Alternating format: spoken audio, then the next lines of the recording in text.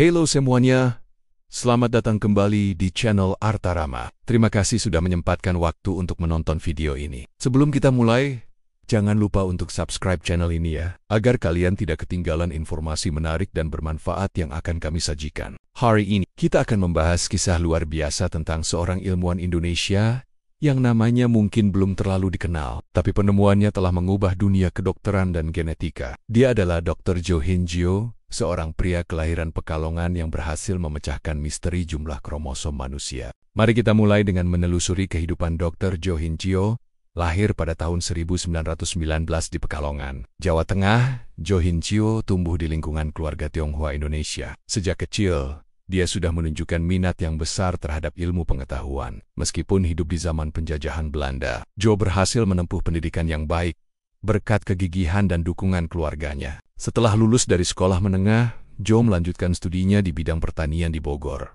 Namun, takdir membawanya ke arah yang berbeda ketika Perang Dunia Kedua pecah. Jo ditangkap oleh tentara Jepang dan dimasukkan ke kamp tahanan. Di sana, dalam kondisi yang sulit, Jo justru menemukan panggilan hidupnya. Dia bertemu dengan seorang dokter Belanda yang mengajarkannya dasar-dasar ilmu kedokteran dan genetika. Setelah perang usai, Jo memutuskan untuk melanjutkan studinya di Eropa.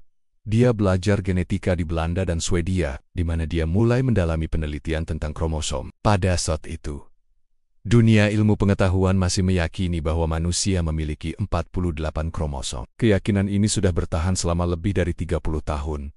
Dan tidak ada yang berani menantangnya, tapi Jo Hin Gyo berbeda. Dengan ketelitian dan ketekunannya, dia mulai meragukan angka 48 ini. Dia merasa ada yang tidak tepat dengan metode penghitungan yang digunakan sebelumnya. Maka, pada tahun 1955, di sebuah laboratorium kecil di Lunde, Jo memulai eksperimennya yang akan mengubah sejarah. Menggunakan teknik baru dalam pembuatan preparat kromosom, Jo berhasil mendapatkan gambar yang lebih jelas dan akurat. Dia menghabiskan berjam-jam di depan mikroskop, menghitung dan menghitung ulang, dan akhirnya dia sampai pada kesimpulan yang mengejutkan.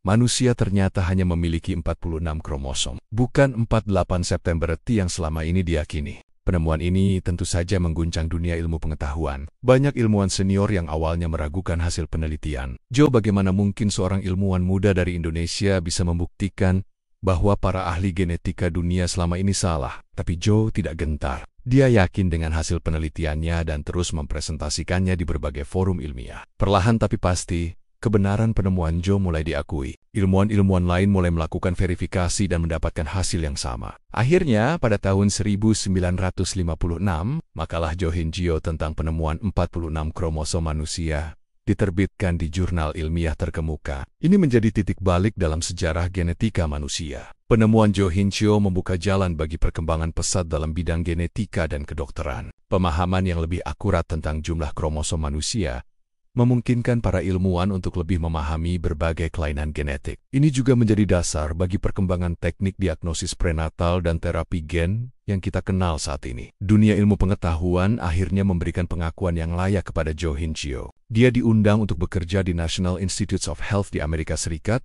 di mana dia melanjutkan penelitiannya tentang kromosom dan genetika. Jo menerima berbagai penghargaan internasional atas kontribusinya yang luar biasa dalam bidang genetika. Namun, di balik kesuksesan dan pengakuan internasional, Jo Hin Gyo tetap rendah hati. Dia selalu mengatakan bahwa penemuannya adalah hasil dari kerja keras dan ketelitian, bukan semata-mata kejeniusan. Jo juga tidak pernah melupakan akar Indonesianya. Dia sering berbagi pengalamannya dengan ilmuwan-ilmuwan muda Indonesia, mendorong mereka untuk berani berpikir kritis dan menantang status quo dalam ilmu pengetahuan. Kisah Jo Hin Gyo mengajarkan kita banyak hal. Pertama, jangan pernah takut untuk mempertanyakan apa yang dianggap sebagai kebenaran mutlak. Jo berani menantang keyakinan yang sudah bertahan selama puluhan tahun, dan hasilnya adalah penemuan yang mengubah dunia. Kedua, ketelitian dan ketekunan adalah kunci kesuksesan dalam ilmu pengetahuan. Jo tidak hanya mengandalkan intuisi, tapi juga kerja keras dan metode yang cermat. Ketiga,